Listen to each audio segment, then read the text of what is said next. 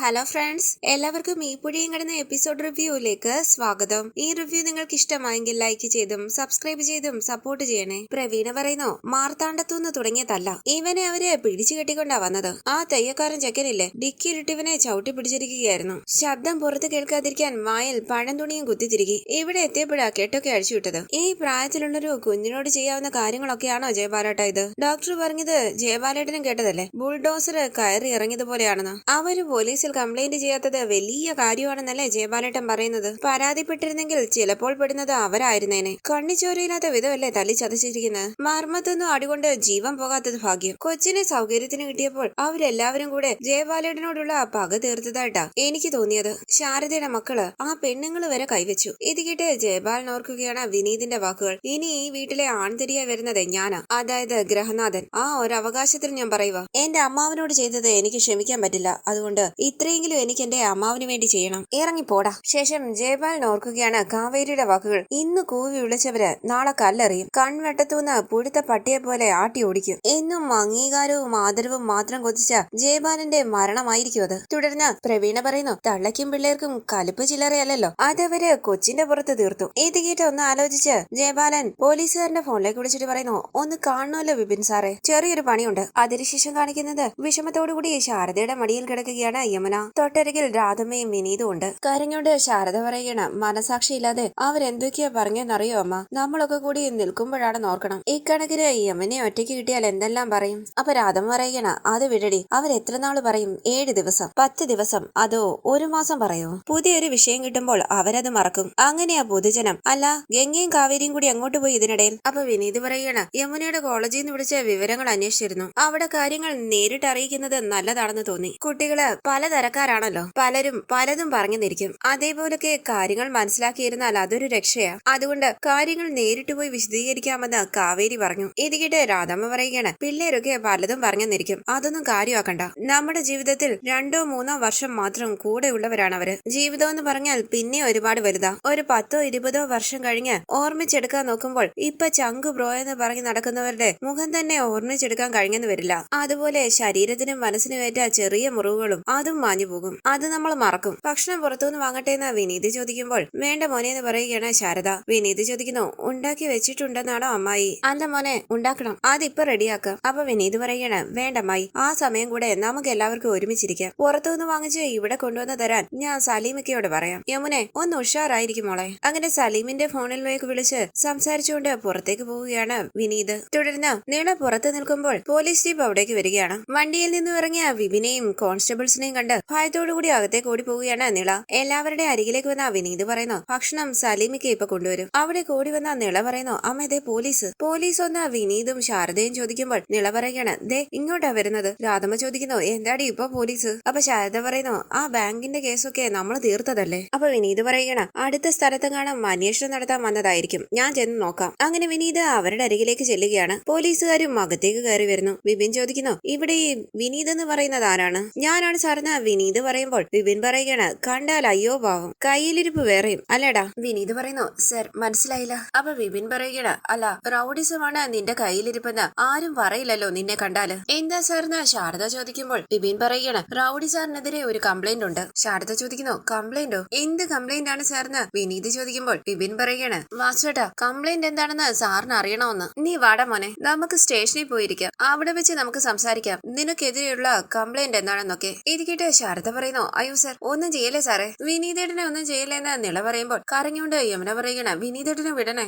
വിപിൻ പറയുന്നു, ഈ വിപിൻ കുമാറിന്റെ സ്റ്റേഷൻ പരിധിയിൽ അങ്ങനെ ഒരു റൗഡി വളർന്നു വരാൻ ഞാൻ സമ്മതിക്കില്ലടാ. ശാരദ ചോദിക്കുന്നു, സാർ എന്താ ഈ കാണിക്കുന്നത്? കാര്യം എന്താന്ന് പോലും പറയാതെ വീട്ടിൽ കയറി വന്ന ആളെ കയ്യേറ്റം ചെയ്യുകയാണോ? വിപിൻ ചോദിക്കുന്നു, അയ്യോ സാക്ഷാൽ തൃപ്പങ്ങോട്ട് ഭഗവതി ഇവിടെ ഉണ്ടായിരുന്നു. തിരുവിള്ളക്കേടുണ്ടായി മണ്ണെണ്ണ പാട്ടയൊന്നും എടുക്കാൻ പോകരുതേ. അടിയന്റെ ഈ തൊപ്പി തലയിലുണ്ടെങ്കിലേ കുടുംബം കഴിഞ്ഞു പോകത്തുള്ളൂ. ജയപാലിന്റെ മോൻ വിശാലിനെ ഇവൻ കയ്യേറ്റം ചെയ്തെന്നും കൊല്ലാൻ ശ്രമിച്ചുവെന്നും ഇവനെതിരെ പരാതിയുണ്ട്. ഇത് കേട്ട് എല്ലാവരും ഞെട്ടി നിൽക്കുകയാണ്. വിപിൻ പറയുന്നു, ജയപാലൻ തന്നെ രേഖാമൂലം പരാതിപ്പെട്ടതാ. ഭഗവതിക്ക് കാരണം എന്താണെന്ന് ബോധ്യപ്പെട്ടെങ്കിൽ ഞങ്ങൾക്ക് ഇവനെ അങ്ങ് കൊണ്ടുപോകാമായിരുന്നു. ശാരദ ചോദിക്കുന്നു, അപ്പോ ജയപാലൻ ഇവിടെ വന്ന് നല്ല പിള്ള ചമഞ്ഞത് ഇതിനു വേണ്ടിയായിരുന്നു അല്ലേ? വാട ഇങ്ങോട്ടെന്ന് പറഞ്ഞ് വിനീതിനെ പിടിച്ചു വലിച്ച് വിപിൻ അവിടെ നിന്ന് കൊണ്ടുപോകാനായി തുടങ്ങുമ്പോൾ ശാരദ പറയുന്നു, സാർ നിക്കണം, വിശാലിനെ വിനീത് തല്ലിയിട്ടുണ്ടെങ്കിൽ അതിന് കാരണമുണ്ട്. എന്ത് കാരണമെന്ന് വിപിൻ ചോദിക്കുമ്പോൾ ശാരദ പറയുകയാണ്, അത് യമുൻ. ശാരദയെ തടഞ്ഞുകൊണ്ട് വിനീത് ഉറക്കെ അമ്മായി എന്ന് വിളിച്ച് പറയരുതെന്ന് കണ്ണുകൊണ്ട് കാണിക്കുകയാണ്. വിനീതിന്റെ കവളിൽ പിടിച്ചുകൊണ്ട് വിപിൻ ചോദിക്കുന്നു, സംസാരിക്കുമ്പോൾ ഇടയിൽ കയറുന്നോടാ. കൈ തട്ടി മാറ്റിക്കൊണ്ട് വിനീത് പറയുകയാണ്, വിടി സാറേ, വിശാലിനെ തല്ലിയത് ഞാൻ തന്നെയാ. മാർത്താണ്ഡത്തെ അവന്റെ ഫാം ഹൗസിൽ പോയി തല്ലി. അവനെ മാത്രമല്ല അവന്റെ കൂട്ടുകാരെയും തല്ലി. അത് കഴിഞ്ഞിട്ട് അവനെ പിടിച്ചു കിട്ടി വണ്ടിയിൽ കയറ്റി ഇവിടം വരെ കൊണ്ടുവന്നു. എന്നിട്ടും തല്ലി. വധശ്രമമല്ല, ആ സമയത്ത് ചിലപ്പോൾ ഞാൻ അവനെ കൊന്നുപോയനെ. ഇനിയും ചിലപ്പം അതിനുള്ള സാധ്യത ഉണ്ട് സാറേ. കാരണം അവന്റെ അപ്പന്റെയും കയ്യിലിരിപ്പ് അതാണ്. അതിന് പ്രത്യേകിച്ച് കാരണത്തിന്റെ ഒന്നും ആവശ്യമില്ല സാറേ. പാമ്പിനെ കണ്ടാലേ അടിച്ചു കൊല്ലണം സാറേ, അല്ലെങ്കിൽ അത് എപ്പോഴായാലും കൊത്തും. വിപിൻ ചോദിക്കുന്നു, യൂണിഫോം ഇട്ട പോലീസ് ഓഫീസറുടെ മുന്നിൽ വെച്ചാണോടാ നിന്റെ ഭീഷണി? അത്രയ്ക്ക് ചങ്കുറപ്പുണ്ടോടാ നിനക്ക്? അങ്ങനെ അയാൾ വിനീതിന്റെ ഷട്ടിൽ കുത്തിപ്പിടിക്കുമ്പോൾ വിനീത് പറയുന്നു, എല്ലാ പിടിവളിയും നഷ്ടപ്പെട്ടു കഴിയുമ്പോഴുണ്ടാകുന്നതാണ് സാറേ ഈ ചങ്കൂറ്റം എന്ന് പറയുന്നത്. പേടിക്കാനൊന്നും ഇല്ലാന്ന് തോന്നുമ്പോഴേ ഉണ്ടാകുന്ന ഒരു വല്ലാത്ത ധൈര്യം. ആ സമയത്ത് മുന്നിൽ നിൽക്കുന്ന ആള് ഇട്ടിരിക്കുന്ന യൂണിഫോമേ പോലീസിന്റെ ആണോ പട്ടാളത്തിന്റെ ആണോ എന്ന് നോക്കിയെന്ന് വരില്ല. അതുകൊണ്ടേ സാറിപ്പം കോളറിൽ നിന്ന് കൈയെടുക്ക്. ഞാൻ കൂടെ വരില്ലെന്നൊന്നും പറഞ്ഞില്ലല്ലോ. ഒരു തല്ലുകേസല്ലേ, തൂക്കിക്കൊല്ലാനുള്ള വകുപ്പൊന്നും ഇല്ലല്ലോ സാറേ. ബാക്കി നമുക്ക് നോക്കാം. ഇത് കേട്ട് ഷട്ടിൽ നിന്നും കൈയെടുത്ത് വിപിൻ പറയുന്നു, നീ വാടാ ഇങ്ങോട്ട്. പോലീസ് സ്റ്റേഷൻ എന്താണെന്ന് കാണിച്ചു തരാൻ നിനക്ക്. തിരിച്ചിറങ്ങുമ്പോഴും കാണണം നിന്റെ ഈ ചങ്കൂറ്റവും ആത്മവിശ്വാസവും ഒക്കെ. പിടിച്ചോണ്ട് വാടാ ഇവനെ. അങ്ങനെ വിപിൻ അവിടെ നിന്ന് പോകുമ്പോൾ മോനെന്ന് വിളിച്ച് വിനീതിന്റെ കയ്യിലേക്ക് പിടിക്കുകയാണ് ശാരദ. അപ്പൊ വിനീത് പറയുന്നു, ആരും കരങ്ങി ബഹളം വയ്ക്കരുത്, ഞാൻ പോയിട്ട് തിരിച്ചു വരും. കാവേരിയോട് പറയണം നിവിനെ വിവരം അറിയിക്കാൻ. യമുനയെ നോക്കിക്കോണം. യമുനയുടെ പേര് ഒരിക്കലും വെളിയിൽ വരരുത്, എനിക്ക് എന്ത് സംഭവിച്ചാലും. ഇത് കേട്ട് എല്ലാവരും കരയുകയാണ്. വാട ഇങ്ങോട്ടെന്ന് പറഞ്ഞ് കോൺസ്റ്റബിൾ വിനീതിനെയും കൂട്ടി അവിടെ നിന്ന് പോകുമ്പോൾ കരഞ്ഞുകൊണ്ട് എല്ലാവരും പിന്നാലെ ഓടിപ്പോവുകയാണ്. ശാരദ പറയുന്നു, മോനെ വിനീത്, സാറേ അവനെ കൊണ്ടുപോകല്ലേ സാറേ. നാട്ടുകാരിൽ ചിലർ ഗേറ്റിന്റെ അരികിലേക്ക് വരികയാണ്. വിനീതേട്ടാന്ന് വിളിച്ച് യമുന പൊട്ടിക്കരയുകയാണ്. വിഷമത്തോടുകൂടി എല്ലാവരെയും ഒന്ന് നോക്കിയിട്ട് ജീപ്പിലേക്ക് കയറുകയാണ് വിനീത്. അവർ അവിടെ നിന്ന് പോകുമ്പോൾ വിനീതേട്ടാന്ന് വിളിച്ച് പൊട്ടിക്കരഞ്ഞുകൊണ്ട് അകത്തേക്ക് ഓടി പോവുകയാണ് യമുന. ശാരദയും രാധമ്മയും നിളയും പിന്നാലെ പോകുമ്പോൾ നാട്ടുകാരും അവിടെ നിന്ന് പോകുന്നു. ഹോളിലിരുന്ന് യമുന പൊട്ടിക്കരയുമ്പോൾ മോളെ എന്ന് വിളിച്ച് ശാരദ ചേർത്ത് പിടിക്കുകയാണ്. രാധമ്മ പറയുന്നു, ജയബാലൻ പരമദുഷ്ടൻ, അവന്റെ തലയിൽ ഇടുത്തി വീഴത്തേ ഉള്ളൂ. അപ്പൊ ശാരദ പറയുകയാണ്, മോളെ വിനീതേട്ടന്റെ കാര്യം കാവേരിയെ വിളിച്ച് പറ. ഇത് കേട്ട് നിള കാവേരിയുടെ ഫോണിലേക്ക് വിളിക്കുകയാണ്. കോളേജിൽ നിന്ന് ഇറങ്ങി സ്കൂട്ടറിന്റെ അരികിലേക്ക് വരികയാണ് കാവേരിയും ഗംഗയും. ഫോൺ അറ്റൻഡ് ചെയ്ത് കാവേരി ചോദിക്കുന്നു, എന്താടി, എന്തുപറ്റി? വിനീതിനെ പോലീസ് അറസ്റ്റ് ചെയ്തുകൊണ്ട് പോയ കാര്യം നിള കാവേരിയോട് പറയുകയാണ്. ഈ സമയം ശാരദ പറയുന്നു, കാവേരി പറഞ്ഞതാ, വിടാൻ പാടില്ലായിരുന്നു ആ വൃത്തികെട്ടവനെ. മാർത്താണ്ഡത്തുനിന്ന് തിരികെ ഇവിടെ എത്തിയ ഉടനെ തന്നെ കേസ് കൊടുക്കണമായിരുന്നു. അപ്പൊ രാധമ്മ പറയുകയാണ്, എന്തായിരുന്നു ജയപാലന്റെ അഭിനയം? പോലീസും പട്ടാളവും ഒന്നും വേണ്ട, അവൻ തന്നെ ചോദിച്ചോളാമെന്ന്. എന്നിട്ടിപ്പോ കണ്ടില്ലേ, ജയപാലൻ അവന്റെ തനിക്കോണം കാണിച്ചു. അപ്പൊ ശാരദ പറയുകയാണ്, ആകെ ഒരു അത്താണി ഉണ്ടായിരുന്നത് വിനീത, അതിനെയും പോലീസ് കൊണ്ടുപോയി. എനിക്കറിയില്ല ഇനി എന്ത് ചെയ്യണമെന്ന്. അപ്പൊ രാധമ്മ പറയുകയാണ്, വിനീത് പറഞ്ഞതുപോലെ ആ കൂട്ടുകാരൻ ചെറുക്കനെ വിവരം അറിയിക്കാൻ സംവിധാനം ഉണ്ടാക്ക്. അവന് പോലീസിലൊക്കെ ബന്ധം ഉണ്ടായിരിക്കും. യമുനെ പോയി കണ്ടുപിടിച്ചോണ്ട് വന്നത് അവനല്ലേ? നീ പറയുന്നത് പോലെ അത്ര കുഴപ്പക്കാരനാണ് ചെക്കനെന്ന് എനിക്ക് തോന്നുന്നില്ല. ശാരദ ചോദിക്കുന്നു, മോളെ പറഞ്ഞോടി. പറഞ്ഞു അമ്മയെന്ന് നിള പറയുമ്പോൾ ശാരദ പറയണ, ആ ഫോണിങ് കൊണ്ടുപോവാ. അപ്പൊ നിള പറയുന്നു, കാവേരി ചേച്ചി ഒന്ന് ഹോൾഡ് ചെയ്യണേ, ദേ അമ്മയ്ക്കൊന്ന് വേണമെന്ന്. ഫോൺ വാങ്ങിച്ച് മോളെ കാവേരിന്ന് ശാരദ വിളിക്കുമ്പോൾ കാവേരി പറയുന്നു, അമ്മേ ഞാനിപ്പം സ്റ്റേഷനിൽ പോകാം. തല്ലു കേസ് മാത്രമാണെങ്കിൽ സ്റ്റേഷൻ ജാമ്യത്തിൽ വിടാൻ പറ്റും പോലീസിന്. ഇത് കേട്ട് ശാരദ പറയുകയാണ്, അവരങ്ങനെയൊന്നും വിടില്ലാന്ന് തോന്നുന്നു. ഒരു മുൻവൈരാഗ്യം ഉള്ളതുപോലെയാ പെരുമാറ്റം. വിനീതാണെങ്കിൽ തിരിച്ച് അങ്ങനെ തന്നെയാ മറുപടി പറഞ്ഞതും. മോള്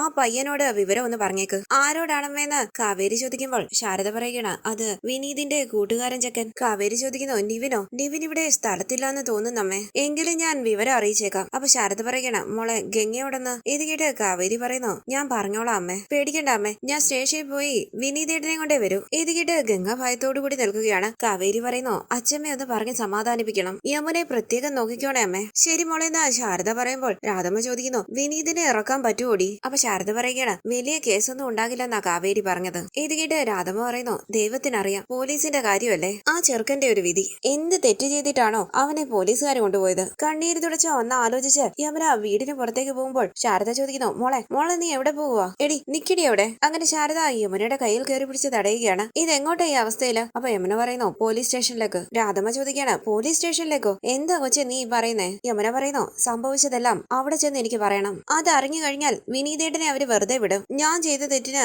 ആ പാവം എന്തിനാ ശിക്ഷ അനുഭവിക്കുന്നത്? ഇത് കേട്ട് ശാരദ പറയുന്നു, യമുനെ നീ അകത്ത് പോ. അപ്പൊ യമുന പറയുകയാണ്, ഇല്ലമ്മേ ഞാൻ പോകും, എനിക്ക് പോണം. ദേഷ്യത്തോടു കൂടി ശാരദ പറയുകയാണ്, എടി നിന്നോടാ പറഞ്ഞത് അകത്ത് പോകാൻ. കരങ്ങി തലയിലടിച്ചുകൊണ്ട് യമുന പറയുകയാണ്, അമ്മയോടല്ലേ പറഞ്ഞത് എനിക്ക് പോണോന്ന്. യമുനയുടെ കരുണ പുകച്ചടിച്ച് ശാരദ പറയുകയാണ്, കേറി പോടി അകത്ത്. നിനക്ക് പോണമല്ലേ? എങ്ങോട്ടാ നീ പോകുന്നത്? പോലീസ് സ്റ്റേഷനിലേക്കോ? അവിടെ ചെന്ന് നിനക്ക് പറയണമല്ലേ വിശാലിന്റെ ഒപ്പം നീ മാർത്താണ്ഡത്ത് പോയെന്ന്? അവനും കൂട്ടുകാരും താമസിച്ചിരുന്ന വീട്ടില് ഒരു രാത്രി ഒറ്റയ്ക്ക് ചിലവഴിച്ചെന്ന്. ഓ എന്നാ പോ, ചെന്ന് പറയുന്നേ. ഉള്ളതും ഇല്ലാത്തതും ഒക്കെ പറഞ്ഞ പത്രക്കാരും ചാനലുകാരും ഒക്കെ ആഘോഷിക്കട്ടെ. അമ്മയെന്ന് വിളിച്ച് യമുന കരയുമ്പോൾ നീളയുടെ കയ്യിൽ പിടിച്ചുകൊണ്ട് ശാരദ പറയുകയാണ്, ദേ ഈ നിൽക്കുന്ന ചെറുതടക്കം 4-5 പെണ്ണുങ്ങൾക്ക് കുറെ കുറച്ച് വിഷം കലക്കി തന്നിട്ട് പൊയ്ക്കോ. പണവും മൂടിയൊന്നും അധികമില്ലെങ്കിലും അഭിമാനം ബാക്കിയുണ്ടടി. അതും കൂടി തുലയ്ക്കാതിരിക്കാനാ ആ പാവം പിടിച്ച ചെറുക്കൻ പോലീസ് സ്റ്റേഷനിൽ പോയി കിടക്കുന്നത്. നീ ഇറങ്ങിച്ചെന്ന എല്ലാം പറയാനായിരുന്നെങ്കിൽ പിന്നെ എന്തിനാടി ഇത്രയും കഷ്ടപ്പെട്ടത്? അമ്മയെന്ന് വിളിച്ച യമുന പൊട്ടിക്കരയുമ്പോൾ രാധമ്മ ചോദിക്കുന്നു, നീ എന്തിനാടി അവളെ അടിച്ചത്? പനി പിടിച്ചു കിടക്കുന്ന കൊച്ചിന്റെ ദേഹത്താണോ കൈവച്ചത്? അപ്പൊ യമുന പറയുകയാണ്, ഞാൻ പിന്നെ എന്താ ചെയ്യേണ്ടതെന്ന് പറഞ്ഞു തരാൻ പറ അച്ഛമ്മേ. യമുനയെ ചേർത്ത് പിടിച്ചുകൊണ്ട് രാധമ്മ പറയുന്നു, എന്റെ പൊന്നുമോൾ ഒന്നും ചെയ്യണ്ട, അച്ഛമ്മയുടെ പൊന്നുമോൾ വന്നേ. അങ്ങനെ യമുനയെ ചേർത്ത് പിടിച്ചുകൊണ്ട് രാധമ്മയും നിലയെ അകത്തേക്ക് പോവുകയാണ്. അവിടേക്ക് ഇരുന്ന് കരഞ്ഞുകൊണ്ട് അരവിന്ദന്റെ ഫോട്ടോയിലേക്ക് നോക്കുകയാണ് ശാരദ. തുടർന്ന് ടെൻഷനോടുകൂടി ഗംഗയും കാവേരിയും പോലീസ് സ്റ്റേഷനിലേക്ക് വരികയാണ്. അവിടെയുള്ളൊരു ബെഞ്ചിലിരിക്കുകയാണ് വിനീത്. അകത്തേക്ക് കയറി വന്ന ഗംഗ വിനീതേട്ടാന്ന് വിളിച്ച കരഞ്ഞുകൊണ്ട് അരികിലേക്ക് ഓടി വരികയാണ്. ഗംഗയെ കണ്ട് വിഷമത്തോടുകൂടി വിനീത് അവിടെ നിന്ന് എഴുന്നേൽക്കുമ്പോൾ വിനീതേട്ടാന്ന് വിളിച്ച് ഗംഗ വിനീതിന്റെ കയ്യിലേക്ക് പിടിക്കുന്നു. കോൺസ്റ്റബിൾ ചോദിക്കുന്നു, എന്താ അവിടെ? അപ്പൊ കാവേരി പറയുന്നു, സർ ഹസ്ബൻഡ് ആണ്. കോൺസ്റ്റബിൾ ചോദിക്കാണ്, അതുകൊണ്ടെന്താ? ഇവിടെ ഒച്ചയും ബഹളവും പറ്റില്ല. പ്രതികളുടെ അടുത്ത് പെർമിഷൻ ഇല്ലാതെ സംസാരിക്കുന്നത് CSR കണ്ട പ്രശ്നമാണ്. ഒരു 2 മിനിറ്റ് എന്ന് കാവേരി പറയുമ്പോൾ കോൺസ്റ്റബിൾ പറയുകയാണ്, പെട്ടെന്ന് സംസാരിച്ചിട്ട് പൊയ്ക്കോണം, വെറുതെ എനിക്ക് പണി ഉണ്ടാക്കി വെക്കരുത്. അങ്ങനെ കോൺസ്റ്റബിൾ പുറത്തേക്ക് പോകുമ്പോൾ ഗംഗയുടെ കയ്യിൽ പിടിച്ച് ഞാൻ ഇപ്പൊ വരാന്ന് പറഞ്ഞ് കാവേരി അകത്തേക്ക് പോവുകയാണ്. ഗംഗ പൊട്ടിക്കരയുമ്പോൾ വിനീത് പറയുന്നു, കരയാതെ ഗംഗെ. തുടർന്ന് വിപിന്റെ ഓഫീസിലേക്ക് വരികയാണ് കാവേരി. ഫോണിലൂടെ വിപിൻ പറയുന്നു, ഞാൻ പഴയതുപോലെ ഒന്നും അല്ല സർ, ഇപ്പൊ എന്നെ വിശ്വസിക്കാം. അപ്പൊ ശരി സർ, ഓക്കെ. അങ്ങനെ ഫോൺ കട്ട് ചെയ്ത് വിപിൻ പറയുന്നു, ഹെഡ് ക്വാർട്ടേഴ്സിൽ നിന്ന് ഇതിപ്പം 4ാമത്തെ കോളാ. വെറും ഒരു തല്ലുകേസിലെ പ്രതിയെ സപ്പോർട്ട് ചെയ്യാൻ വേണ്ടിട്ട്. കാവേരിയല്ലേ? അതെ സാറിന് കാവേരി പറയുമ്പോൾ വിപിൻ പറയണ്, അന്ന് മേഡത്തിന്റെ കൂടെ ജയപാലിനെതിരെ പരാതി തരാൻ വന്ന ആ പയ്യനുണ്ടല്ലോ, റിസോർട്ട് ഉടമ രാജേശ്വരിയുടെ മകൻ, അവൻ ആള് കൊള്ളാം കേട്ടോ. അവന്റെ സമ്മർദ്ദത്തിലാ ഈ ശുപാർശയെല്ലാം വരുന്നത്. കസ്റ്റഡിയിലുള്ള പ്രതിയെ തുടരുതെന്ന്, വിടാവുന്ന കേസാണെങ്കിൽ ചോദ്യം ചെയ്തിട്ടങ്ങ് വിട്ടേക്കാൻ. ഉള്ള സത്യം പറയാലോ, വേണമെങ്കിൽ ചോദ്യം ചെയ്ത ശേഷം അവനെ അങ്ങ് വിടാവുന്നതേ ഉള്ളൂ. പക്ഷേ തൽക്കാലം അവനെ വിടാൻ തീരുമാനിച്ചിട്ടില്ല. ആൾക്കാരോട് പെരുമാറാനും പോലീസിനെ ബഹുമാനിക്കാനും ഒക്കെ അവനൊന്ന് പഠിക്കട്ടെ, അത് കഴിഞ്ഞ് ആലോചിക്കാം വിടുന്ന കാര്യം. അപ്പൊ കാവേരി പറയുകയാണ്, സർ വിനീതേട്ടൻ എന്തെങ്കിലും പറഞ്ഞിട്ടുണ്ടെങ്കിൽ അന്യായമായ ഒരു കേസില് പ്രതിയാക്കപ്പെടുമെന്നുള്ള സങ്കടത്തിലായിരിക്കും സർ. വിനീതേട്ടൻ ഒരു പാവമാണ് സർ. ഇത് കേട്ട് വിപിൻ പറയുകയാണ്, വെയിറ്റ് മാഡം എന്താ പറഞ്ഞത്? അന്യായമായ ഒരു കേസോ? ഞങ്ങള് പോലീസുകാരെന്താ ഇവിടെ അന്യായം ചെയ്യാൻ ഇരിക്കുകയാണോ? അപ്പൊ കാവേരി പറയുന്നു, ജയപാലൻ വിനീതേട്ടനെതിരെ തന്നത് കള്ളപ്പരാതിയാണെന്നാ ഞാൻ ഉദ്ദേശിച്ചത്. വിപിൻ ചോദിക്കുന്നു, കള്ളപ്പരാതിയോ? ആ ചെറുക്കന്റെ ദേഹത്തുണ്ടായ ചതവും മുറിവും ഒക്കെ ഞാൻ നേരിട്ട് കണ്ടതാ. മെഡിക്കലിൽ ഡോക്ടർ നേരിട്ട് സാക്ഷ്യപ്പെടുത്തിയിട്ടുമുണ്ട്. ബ്രൂട്ടൽ മാൻ ഹാൻഡ്ലിംഗ്. ആ ചതവും മുറിവും ഒക്കെ ജയപാലന്റെ മകൻ സ്റ്റെയറിന്ന് വീണ് ഉണ്ടായതാണെന്ന് പറഞ്ഞാൽ? ഇത് കേട്ട് കാവേരി പറയുകയാണ്, അവനത് അർഹിക്കുന്നതാണെന്ന് കൂട്ടിക്കോ സർ. വിരൽ ചൂണ്ടി വിപിൻ പറയുകയാണ്, ആ പറഞ്ഞതിൽ നിന്ന് മാഡത്തിന് ഇതുമായി ബന്ധപ്പെട്ട് കുറെ കാര്യങ്ങൾ അറിയാമെന്ന് തോന്നുന്നല്ലോ. ക്രൂരമർദ്ദനം അർഹിക്കുന്ന രീതിയിൽ വിശാൽ എന്തെങ്കിലും ചെയ്തിട്ടുണ്ടെന്ന് മാഡത്തിന് അറിയാമെങ്കിൽ അത് പറ. ഇത് കേട്ട് ഒന്ന് ആലോചിച്ച് തലയാട്ടുകയാണ് കാവേരി. അങ്ങനെ ഇന്നത്തെ എപ്പിസോഡ് അവസാനിച്ചു. ഇനി അടുത്ത എപ്പിസോഡ് പ്രൊമോ റിവ്യൂ. വിനീതിനെ പുറത്തിറക്കാനാകാതെ വിഷമത്തോടുകൂടി സ്നേഹതീരത്തേക്ക് മടങ്ങി വരികയാണ് കാവേരിയും ഗംഗയും. തുടർന്ന് രാത്രി കരഞ്ഞുകൊണ്ട് റൂമിലിരിക്കുന്ന യമുനയുടെ അരികിലേക്ക് വന്നിരുന്ന് സംസാരിക്കുകയാണ് കാവേരി.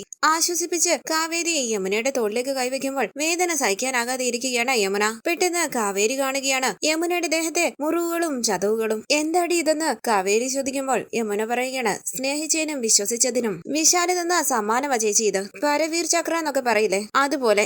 യമുനെ ഉപദ്രവിച്ച വിശാലിനെ വെറുതെ വിടില്ല എന്ന തീരുമാനമെടുക്കുകയാണ് കാവേരി. വിനീതിനെ പുറത്തിറക്കാനായി വിശാലിനെതിരെ കംപ്ലൈന്റ് കൊടുക്കാൻ തീരുമാനിക്കുകയാണ് യമുന. കാവേരി യമുനയെ സപ്പോർട്ട് ചെയ്യുന്നു. തുടർന്ന് യമുനയും കൂട്ടി പോലീസ് സ്റ്റേഷനിലേക്ക് വന്ന കാവേരി വിശാലിനെതിരെ പരാതി കൊടുക്കുകയാണ്. യമുനയെ തട്ടിക്കൊണ്ടുപോയി ഫാം ഹൗസിൽ അടച്ചിട്ട് ക്രൂരമായി മർദ്ദിച്ചു എന്നുള്ള പരാതി. വിനീതിനെ വെറുതെ വിട്ട് വിശാലിനെതിരെയുള്ള പരാതി വാങ്ങാതിരിക്കാൻ വിപിന് കഴിയുന്നില്ല. പെണ്ണുകേസ് ആയതുകൊണ്ട് വിശാൽ അകത്തു പോകുമെന്നുള്ള കാര്യം വിപിൻ അറിയാം. തുടർന്ന് വിശാലിനെ തല്ലിയ വിനീത് അകത്തായതിന്റെ സന്തോഷത്തിൽ സ്വീറ്റ്സുമായി വിശാലിന്റെ റൂമിലേക്ക് വരികയാണ് ജയപാലനും പ്രവീണയും. വിനീതിനെ പോലീസ് അറസ്റ്റ് ചെയ്ത കാര്യം പറയുമ്പോൾ സന്തോഷത്തോടുകൂടി ജയപാലനെ കെട്ടിപ്പിടിക്കുകയാണ് വിശാല്. പ്രവീണയും വളരെ സന്തോഷത്തോടുകൂടി നിൽക്കുന്നു. ഈ സമയം വിപിൻ ജയപാലന്റെ ഫോണിലേക്ക് വിളിക്കുകയും ഫോണിൽ സംസാരിച്ചുകൊണ്ട് കുറച്ചങ്ങോട്ടേക്ക് മാറി നിൽക്കുകയുമാണ് ജയപാലൻ. വിപിൻ പറയുന്നു, വിശാലിനെ കൈവിലങ്ങ് വെച്ച് ഞങ്ങൾ ജീപ്പിൽ കയറ്റിക്കൊണ്ടുവരുന്നത് സാറിനത്ര സുഖമുള്ളൊരു കാഴ്ചയായിരിക്കില്ല. ഇത് കേട്ട് പുച്ഛത്തോടുകൂടി ജയപാലൻ ചോദിക്കുന്നു, അതെന്തോന്നാ വിപിൻ സാറ്?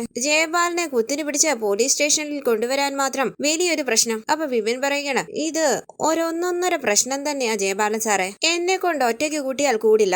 ഇതെല്ലാം കേട്ടുകൊണ്ട് വിപിന്റെ മുന്നിൽ തന്നെ ഇരിക്കുകയാണ് കാവേരി. വിപിൻ ഇടയ്ക്കിടയ്ക്ക് കാവേരിയെ നോക്കുന്നുണ്ട്. വിശാലിനും ജയപാലിനുമെതിരെ കാവേരിയും യമുനയും പരാതി തന്നിട്ടുണ്ടെന്നും വിശാലിനെ അറസ്റ്റ് ചെയ്തേ പറ്റൂവെന്നും വിപിൻ പറയുകയാണ്. ഇത് കേട്ട് ഞെട്ടി നിൽക്കുകയാണ് ജയപാലൻ. ഈ സീരിയലിന്റെ കൂടുതൽ വീഡിയോസിനായി ചാനൽ സബ്സ്ക്രൈബ് ചെയ്ത് സപ്പോർട്ട് ചെയ്യണേ. താങ്ക്